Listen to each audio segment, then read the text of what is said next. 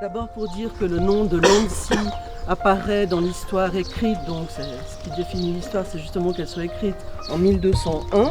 À ce moment-là, c'est un patronyme, c'est deux frères, Pierre et Aymon de Lancy, mais ça indique donc l'existence de ce village, de ce hameau. Et Lancy, en partie, appartenait à Saint-Victor. C'est pour ça que les premiers actes où le nom apparaît sont liés avec l'existence de ce prieuré. Mais vraisemblablement, ce nom a une origine romaine ou gallo-romaine, comme tous ces noms en Y qu'on a dans le canton, Satigny, Lancy, etc. Et on pense qu'il y avait à l'origine, au moment de l'époque romaine, un personnage qui devait s'appeler Londicius, dont le nom est resté d'abord à sa villa et ensuite au village qui en est sorti. Et toutes les caractéristiques qui font que Lancy est un village qui devrait normalement se distinguer, être considéré comme un joyau, ne sont pas toujours connues. Parce que, disons que tout le monde sait par exemple que sur la commune de Bardonnay, Composières est considéré comme un site d'importance nationale, et ça c'est facile à comprendre parce qu'il y a une église, il y a un château, c'est sur une petite colline, etc. En revanche, quand on dit que le deuxième site d'importance nationale qui se trouve sur la commune est Lancy, il y a beaucoup de gens qui ne voient aucune différence entre Lancy, Charroux, Bardonnay, etc.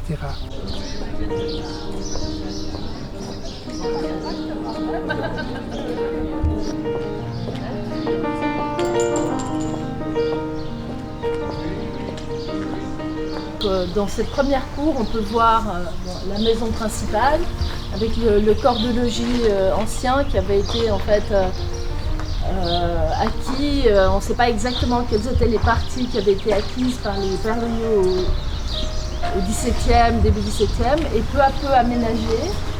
Et on commence à voir la partie nord, qu'on appelle la nouvelle partie, qui a été construite en 1699. Alors, donc quand même une nouvelle partie assez respectable.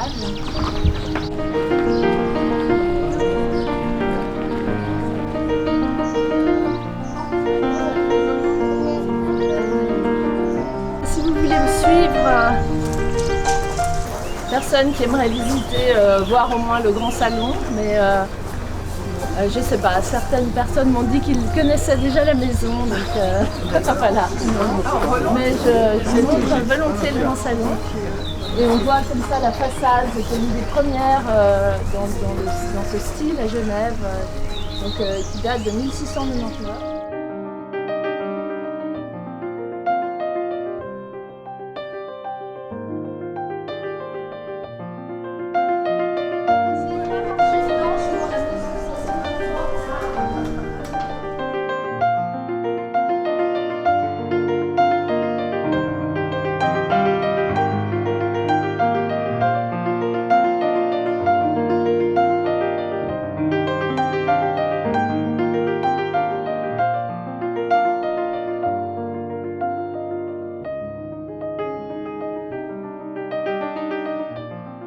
Alors on ne peut pas occuper ni chauffer toutes ces pièces toute l'année. Mais donc cette pièce au XVIIe était aménagée, ou au début XVIIIe était aménagée de cuir de Cordoue. Comme on le voit, c'était indiqué sur les anciens inventaires, des cuirs de Cordoue, et il y avait un ameublement très très varié avec il y avait des lits, enfin toutes sortes de. Je pense que les gens vivaient et dormaient ici, jouaient beaucoup, y compris avec le curé de Comzières qui aimait beaucoup venir jouer au trick-track et à toutes sortes de jeux ici. Et au XVIIIe, il y a eu, je pense, un réaménagement au goût du jour, et alors on a fait faire ces toiles peintes. En fait, celle qui est là, qui est légèrement différente, était dans un autre salon, et qui a été modifiée au XVIIIe. Elle a été ramenée ici et complétée de celle-là. Elles ont été peintes par un nommé Ray, élève de Vernet, donc à Marseille, qui était spécialisé dans ces marines, et elles ont été faites pour cette pièce. Comme ça, avec chaque fois un port, enfin c'est des ports ou des visions maritimes partiellement réalistes et partiellement imaginaires, donc ceux qui peuvent reconnaître précisément un lieu sont les bienvenus. Enfin, je serais très contente. Et voilà, donc cette pièce qui est intouchée, qui fait partie des éléments classés. En fait, la maison et en particulier ce salon sont classés au niveau national, hein, donc d'importance nationale. Et donc on ne fait pas grand-chose d'autre que de la maintenir dans le meilleur état possible.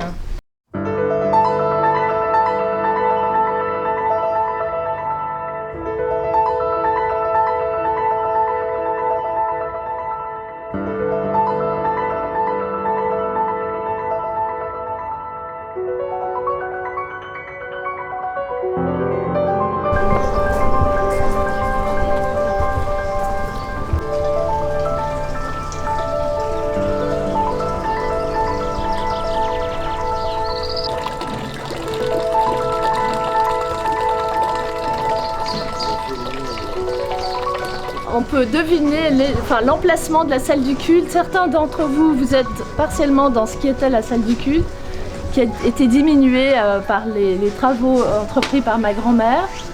Et c'est une salle du culte qu'on a connue comme enfant, qui a fonctionné jusqu'au début des années 70. On a à peu près tous été baptisés là. Ici, la pierre romaine.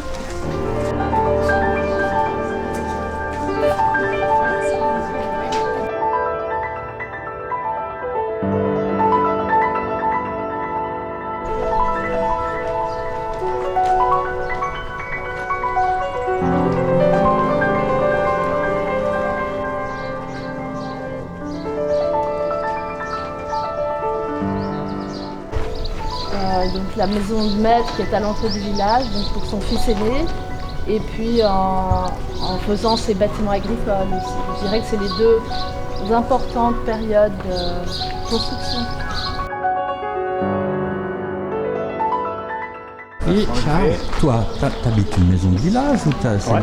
Ah ouais? Non, mais ma maison, elle a 30 ans. 30 ans? Ah ouais, c'est moi qui l'ai construite. C'est tout vieux. C'est pas encore un monument historique. Je pense que ça pourrait être une menace à chaque instant maintenant. Ah oui, ça fait. Nous, c'est tout beau.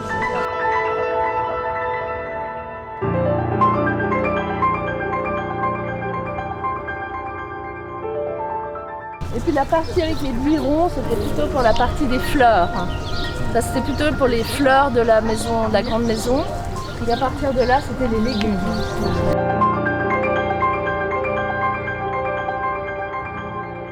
Plus habituelle, comme à rue Saint ou autre, on a la ferme qui se face à la rue, avec la cour vraiment directement en relation avec la rue. Ici, c'est perpendiculaire, on se glisse en fait dans les cours et entre les maisons, et les quelques ruelles qui croisent la rue du Prieur sont justement cette orientation un peu particulière à Nancy.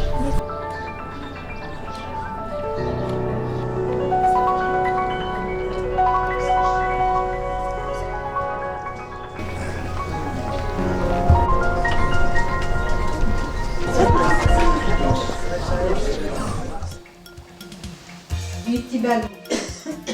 Des petits ballons. Et puis, il y aura du pain de toute façon. Oui, oui. Parce que je vais prendre aussi un 2000. Un croustille, ouais. 250. Ouais, 250. Ça, c'est 250, ça? Ouais, carrément. D'accord, merci beaucoup. Bonne journée. Merci, madame. Ça date de 1909. Et puis la balance. Il y a longtemps que tant de monde. Écoutez, j'ai fait 30 pistoles, j'ose pas les montrer. Oh là là. Il faut pas. Les 30 premiers, tant pis. Les 30 premiers. C'est les premiers qui sont servis. Comme on a une trentaine de personnes.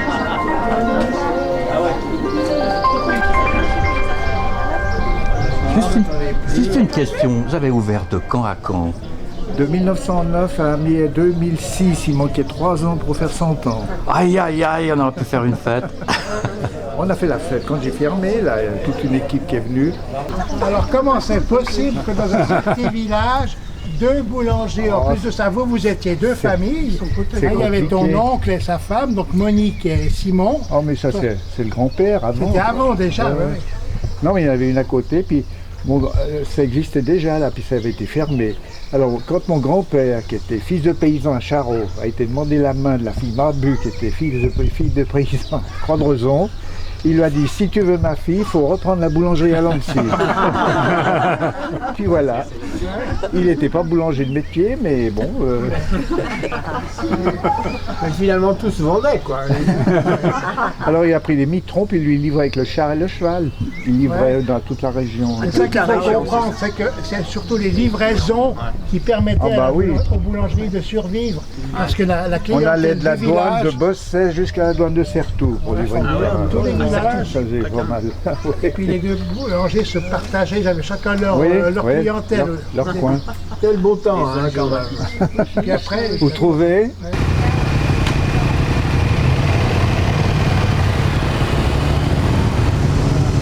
Fait intéressant ici, c'est bon, il y a d'une part ces pierres à accolade qui peut-être ont été récupérées sur un bâtiment un peu plus noble et plus ancien qui se trouvait dans le coin et qui a été démantelé à ce moment-là, un remploi.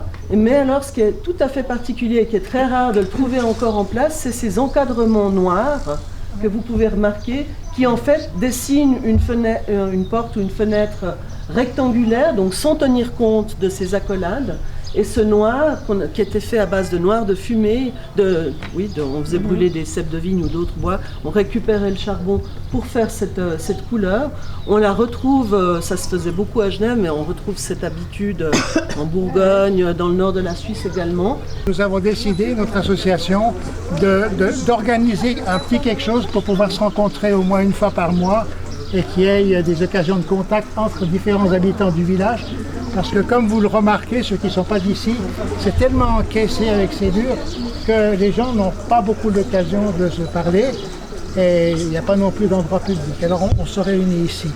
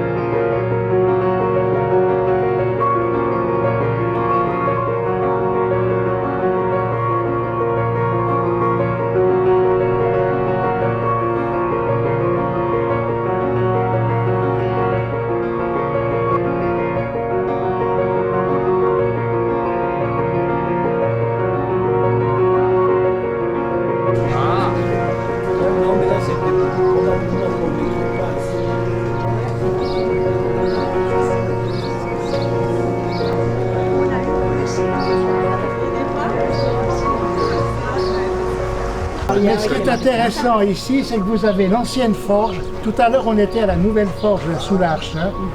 Et ici, c'était l'ancienne forge qui a été fondée en 1820, quelque chose comme ça, par un nommé Claret. Alors ce Claret a fondé cette forge. Après, il y a eu plusieurs forgerons. Et puis en 1937, il y a un nommé Évard qui est venu de l'extérieur et qui était protestant dans ce village catholique et qui a repris cette forge. Ouais, qui a repris cette forge. Et en même temps, l'auberge s'appelait aussi Claret. Donc le Claret en question, c'était le café Claret avec la forge. C'est-à-dire aussi que c'était le centre, disons, d'activité dans un milieu paysan où les gens amenaient leurs chevaux. Il y a du reste encore une boucle sur le mur pour le faire ferrer. Ou vous pouvez rentrer également dans la forge. C'est suffisamment grand pour qu'un char puisse entrer, si un charron doit travailler dessus.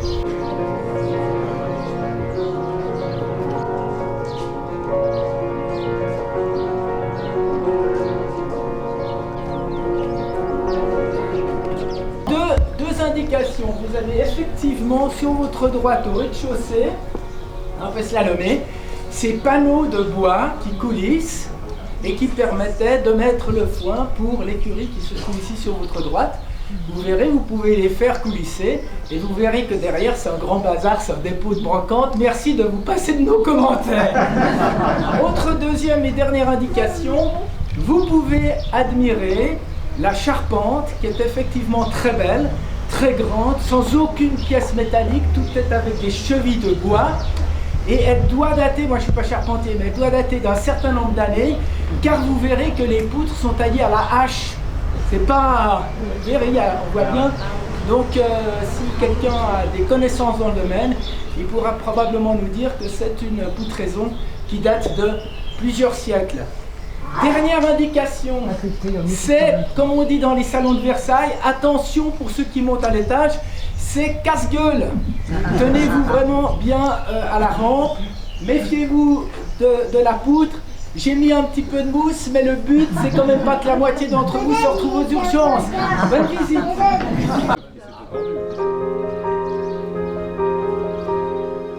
Si bien que les gens se réunissaient ici, discutaient, et puis aussi ils allaient au bistrot. Et puis après avoir été au bistrot, souvent ils allaient au boulevard des Belles Filles, là-bas derrière, je ne sais pas ce qu'ils allaient y faire, mais on peut deviner. Et ici, dans cette cour des miracles, il y avait aussi des contrebandiers qui se réunissaient et puis qui amenaient du sel en France. Alors ils avaient des bretelles où ils accrochaient des sacs de sel pour traverser. Parce que ceux qui connaissent un petit peu, on est tout près de la frontière ici. Hein. Par exemple, ici, on voit la fanfare qui se réunit, qui joue. Et puis là, près de la fontaine, il y a des filles qui tiennent par le cou quelques soldats cuisiniers. Là, voilà. Donc, voilà. C'est pas très érotique, mais enfin bref.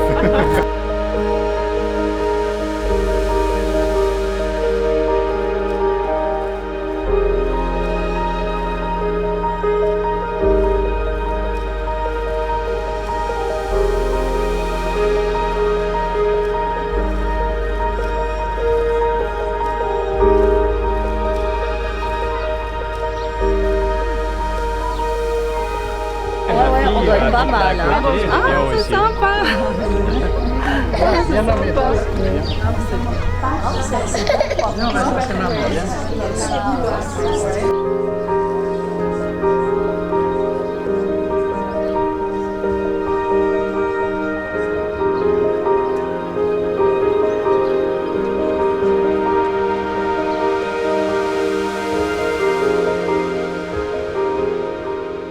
À partir du moment où, dans la région genevoise, il y a eu des protestants et des catholiques, eh bien, il a fallu prévoir, en fonction des lieux, des cimetières protestants ou catholiques. On ne se mélangeait pas. Et ça a été le cas d'ailleurs, même après le moment où Genève est devenue un canton et où les communes réunies catholiques, soit au départ françaises ou savoyardes, ont été réunies au reste, aux autres communes, aux anciens mandements et à la ville de Genève protestante pour former le canton, un canton d'un seul tenant qui puisse entrer dans la Confédération suisse, eh bien cette habitude d'avoir des cimetières confessionnaux, enfin en fonction des confessions, s'est maintenue jusque dans les années 1870. Donc il y avait encore, suivant où, le cimetière protestant et le cimetière catholique. Voilà, alors entre 1754 et 1850, ce premier cimetière protestant, à un moment donné, a disparu au gré d'échanges de parcelles. Et donc, les nouveaux, je ne sais pas comment ça s'est exactement arrangé, mais en tout cas, il a disparu à ce moment-là. Et c'est à partir de 1850 que ce minuscule cimetière-là a été créé. Et ce minuscule cimetière-là était plein en 1883. Donc, en 30 ans, il a atteint son maximum de possibilités d'utilisation, et il a été décidé à ce moment-là de ne plus y inhumer, mais il y avait une concession perpétuelle qui avait été accordée à une certaine personne dans les années 1870, ce qui voulait dire, quand on dit concession perpétuelle, c'est en fait 100 ans, ce qui voulait dire que pendant 100 ans, en tout cas, cette personne devait pouvoir rester à son emplacement dans sa tombe, où on l'avait inhumée en 1870. Et ajouter quelque chose, il y a eu une intervention au dernier conseil municipal de la part d'un conseil municipal pour demander que quelque chose soit fait avec ce cimetière. Et vous aurez des nouvelles là-dessus dans un peu plus d'une semaine dans vos boîtes aux lettres. Vous recevrez la Voix Maltaise avec un article sur le cimetière.